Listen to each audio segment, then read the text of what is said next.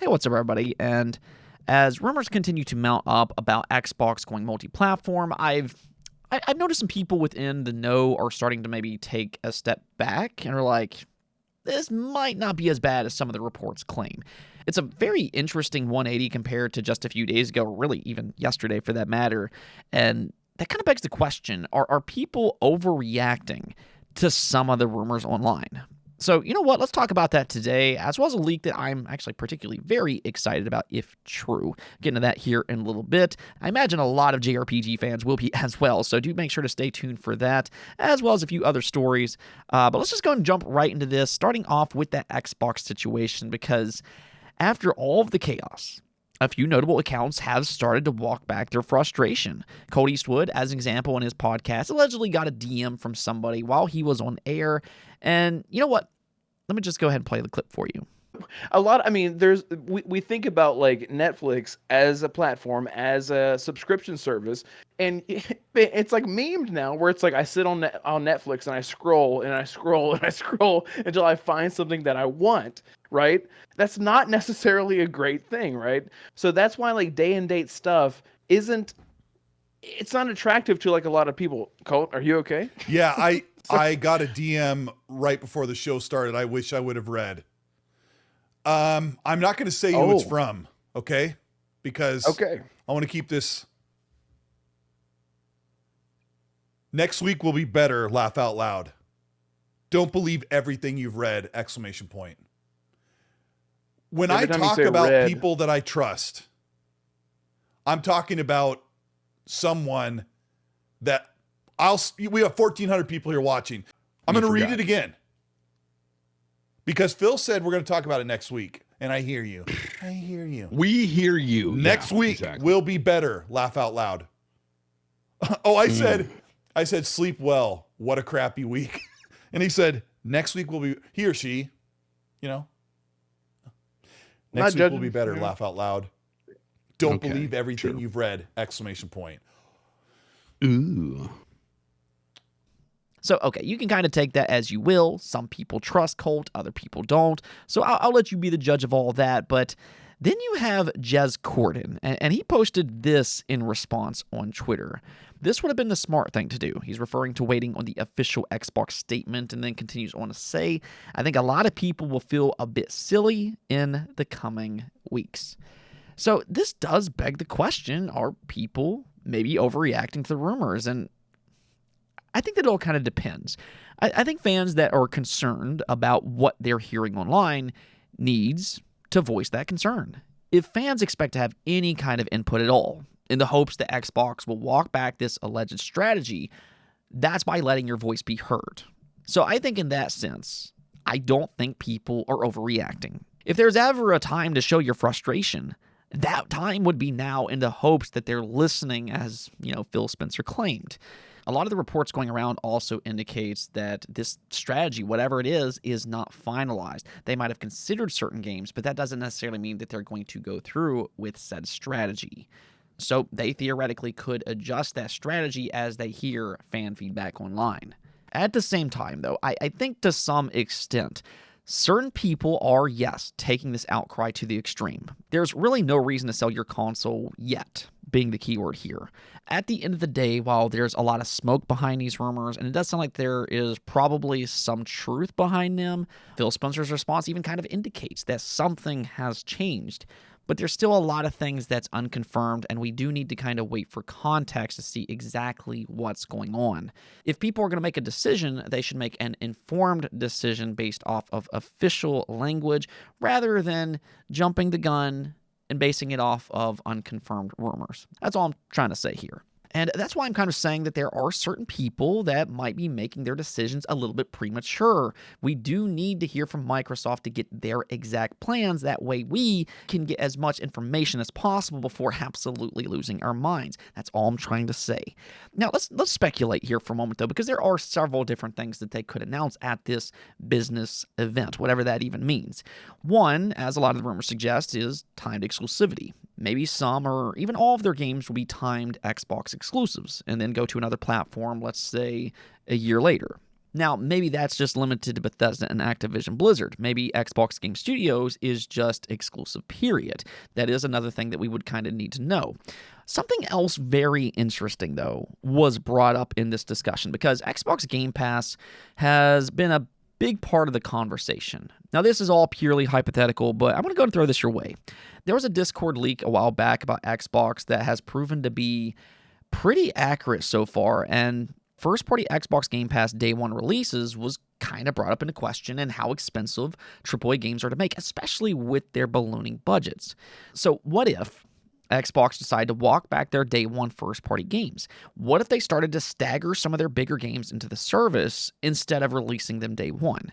Let's use Call of Duty as an example here. Instead of putting it into Game Pass Day 1, maybe they could put it into the service 6 months or even a year later. That way they can still sell a lot of copies, and then Game Pass subscribers will still have those games to look forward to at a later date. Keep in mind, this strategy also wouldn't affect third-party deals. Games like Persona 3 Reload could still launch into the service Day 1. So the question is, again, this is all purely hypothetical, but would you like this strategy more than if Xbox put their games on PlayStation and Nintendo at a later date? If you had to choose one or the other, which strategy would you prefer?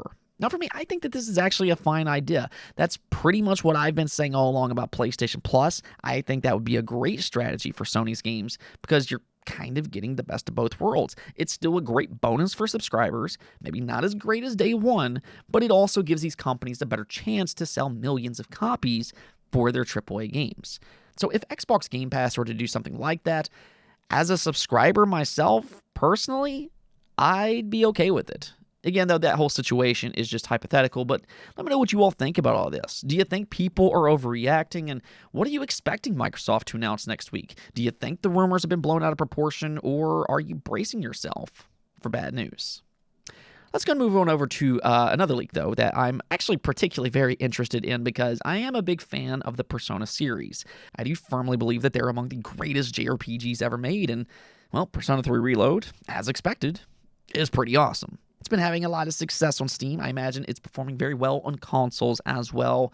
But clearly, Atlas, they're onto something here. Frankly, if you look at this series, a lot of people were introduced to this series through Persona 5. That was Persona's ticket to a broader audience. But sadly, a lot of people still haven't played the older games, several of which you could even argue that they're better than Persona 5. I think it's kind of the Zelda and Final Fantasy situation. There's really no wrong answer here. Just pick your favorite because they're all good in their own way. And that is what I love about these remakes. Not only does it give people like myself an opportunity to revisit them with even better visuals, but it also allows newer fans to see why they're so good in the first place. Now, the reason I say all that is because why stop at Persona 3 Reload? It's a great remake, and it's having a lot of success. So why not remake the other games? Well, about that. According to the leaker who allegedly revealed Persona 3 Reload and Persona 5's various spin-offs, that same leaker is now claiming that both Persona 2 and Persona 4 remakes do indeed exist. Now, that doesn't necessarily mean that these games are going to release anytime soon. It actually sounds like Persona 4 is still a ways off. But according to this person, it sounds like these games did get the green light and they're going to happen in the future, which I think is incredibly, incredibly exciting. I'm sure a lot of you all are aware, but Persona 4 is legitimately one of my favorite JRPGs ever made, hands down. It really is that amazing. And I mean, I think it's a no-brainer to remake 4 after Persona 3 Reload. I will say, though, that I am a little surprised by Persona 2, though, or at least on how this specific claim suggests. If that's true, I'm kind of curious how they would make this work. Persona 2 is a lot different in the sense that it's actually a duology. It has 2 games that connects together. So I kind of wonder how they'll go about that situation if they do decide to remake it. But another leaker did come out and say that Persona 2 is actually a remaster and not a full-blown remake. So maybe Atlas is prepping another remaster like we got last year with 3, 4, and 5. I'd still be happy with that. But either way, I think that this is pretty exciting stuff for you Persona fans out there. And hey, we still have Persona 6 to look forward to as well. I'd assume that some news for that game will be incoming over the next couple years. Now, for fans of old Capcom games, you might be interested in this next topic here. Reportedly, they've been sending out a survey, and 2 of their questions are gauging interest in a sequel as well as some remakes.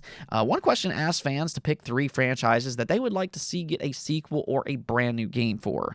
Now, a lot of the choices are as expected. You have Street Fighter, you have Ace Attorney, Devil May Cry, etc., etc., but there are also a few standouts here that includes Breath of Fire, A Lost Planet. We haven't seen that series in a long time, and yes, even Dino Crisis. I know a lot of people, myself included, wants to see the return of Dino Crisis. Personally, I think this is a no-brainer. It plays similar to the Resident Evil franchise, and seeing what they've done with the Resident Evil remakes, I just feel like a Dino Crisis remake would make perfect sense. Interestingly, though, in another question, Capcom did ask about remakes, and Dino Crisis wasn't listed. Now, that doesn't mean that they're not considering it, but they did, however, ask about some other franchises, including Onimusha and Breath of Fire. Once again, Breath of Fire is actually a pretty interesting choice. I know a lot of fans hold those games in high regards as great JRPGs, but, nonetheless, seeing Capcom gauge interest is something to take note of here. We always get these surveys with Sega as well, and look what's happening over there. They're reviving all kinds of dormant IP, so maybe Capcom is looking at their back catalog as well. We did also get an update for Xbox Game Pass. They revealed the next wave of games, which includes A Little to the Left, Bloodstained: The Ritual of the Night, Plate Up, Resident Evil 3, Return to Grace, Train SimWorld 4, and Madden 24. Now, I don't think this is their best lineup or anything, but there are some games to pay attention to here if you haven't already played them.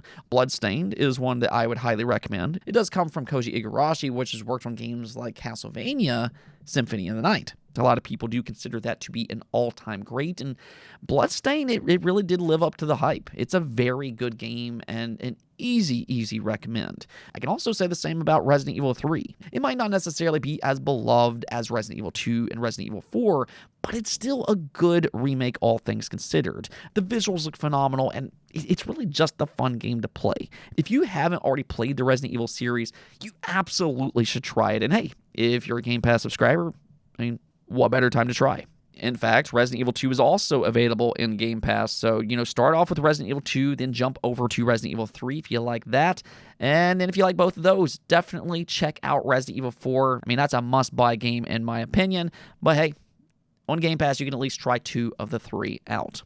Game Pass subscribers are also going to get Madden 24, and the timing of this one is actually really well put together because the Super Bowl is next week, so maybe you want to play a little Madden as well. You're going to have some people over your house, play some Madden. Hey, that could be fun. In their article, though, they did also highlight MLB The Show 24. That game comes out next month as a part of one of their day one releases. And this is actually the 3rd year in a row that MLB The Show will launch directly into Game Pass. That's still just so crazy to think about, considering it is a Sony-developed game. But MLB clearly likes working with Xbox as they grow their franchise together through Game Pass. Overall, though, this might not necessarily be my favorite lineup in the world, but there's definitely still some good games here to check out. That's going to be it for this episode, though. Again, let me hear your thoughts about the Xbox situation, and let me hear from you Persona fans as well. Which game is your favorite, and what do you think about a Persona 4 remake? I know for me, I would be incredibly excited, but until next time, peace out.